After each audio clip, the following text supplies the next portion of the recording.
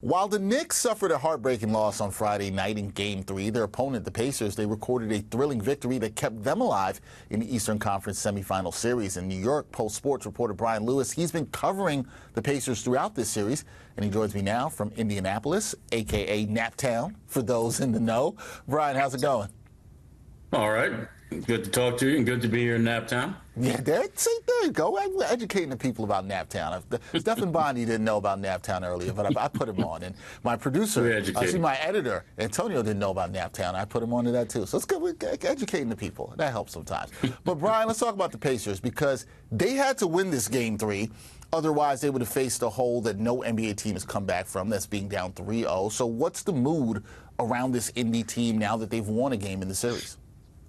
I mean, it's a lot better than it would be 0-3. I think, what is it, like 0-154 for people that are down 3-0 in the league. So, yeah, I mean, this is a pretty young, energetic, exuberant team anyway, right? That's just the way this team is built. So, I mean, I'd say the mood in that locker room post-game was pretty good. It was pretty bubbly, actually. I mean, for a team that had to fight tooth and nail and is still down 2-1 in this series, they're pretty upbeat. Yeah, and that's what you want to be, winning the big game the way they did. Now, how they won the game, and Andrew Nembhard's 31-foot desperation three-pointer, that was the dagger in Game 3. Should the Pacers be concerned that it came down, and I don't want to just trivialize it to that shot, but it came down to that shot that they made against the Knicks team that didn't have their best two-way player in OG Anunoby. Should that be of a concern to Indianapolis? I mean, it would concern me. I mean, and yes, it's a great shot.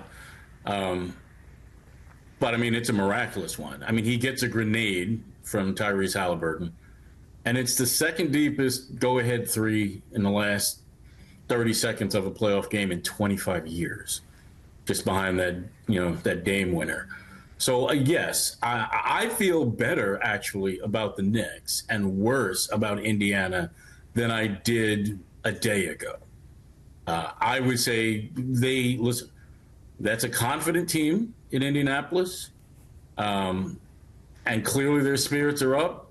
But yes, there are a lot of things that I would be concerned about if I were an Indiana fan or an Indiana player.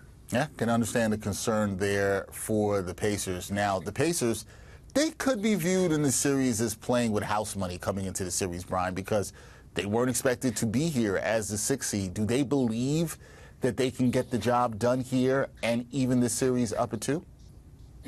Oh, yeah. That's a confident bunch in there.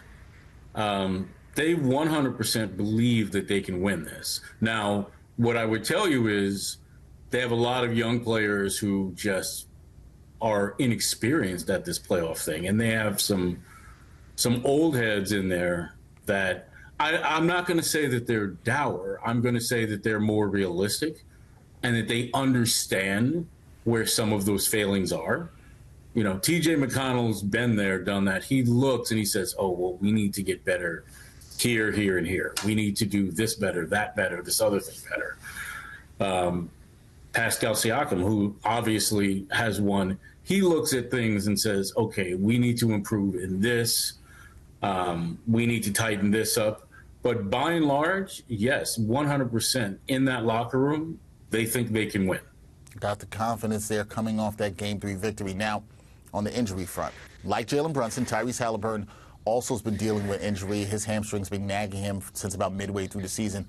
What's the status of the Pacers point guard who looked a little bit gimpy? What's his status for Game 4? Yeah, he rolled his ankle on a steal and a layup. And obviously he's dealing with the back that had him questionable for this series when it started. And you're absolutely right. I mean, he had the hamstring that he missed 10 out of 11 games with. And he has not been the same player since he did his hamstring. These last 2 games are the first time that he's looked like himself since he did his hamstring, really. But that being said, I think it would probably be surprising if he's not out there. Yes, he acknowledged he's hurting. As a matter of fact, he just called it his whole body because he has so many body parts that are injured. But it is the playoffs. It's Eastern Conference semis, so one would think it's going to take a lot to keep him from being on the court out there on Sunday at 3:30 p.m.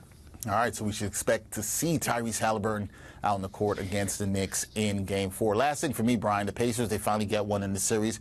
What do they believe are the keys? Because you mentioned some of the veteran players knowing that they'll need to clean things up. What do they believe are the keys to them winning Game 4 and knotting the series up at 2? Well, I mean, toughness is an issue. I mean, the Knicks are about as physically tough and, frankly, mentally tough as you're going to find. It's something that Rick Carlisle has been pleading to see from his team, and he finally saw a little bit of that in the fourth quarter. But they are going to have to play more than 8 or 9 solid minutes of defense. They're going to have to find some way to at least slow down Brunson. And they're going to have to give him different looks. Listen, they've tried everybody on him at one point or another, right? Whether it's Nembhard. I mean, I wouldn't dare put Haliburton on him, but T.J. McConnell's done a decent job when he was on him. And then Naismith actually did a fine job last night. But you can't give him just one look. You're going to have to give him not only different defenses, but different defenders.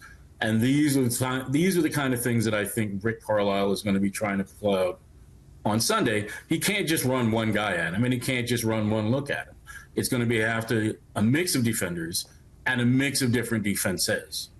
Yeah, we will see how that all plays out defensively for the Pacers. Game 4 on Sunday at 3:30 Eastern, going down in Naptown. That is Brian Lewis covering the Pacers for the New York Post in this series. Brian, good talking to you. We'll see what happens in Game 4. I will see you at the Garden for Game 5. All right. Can't wait to see it. No problem. Thanks, man.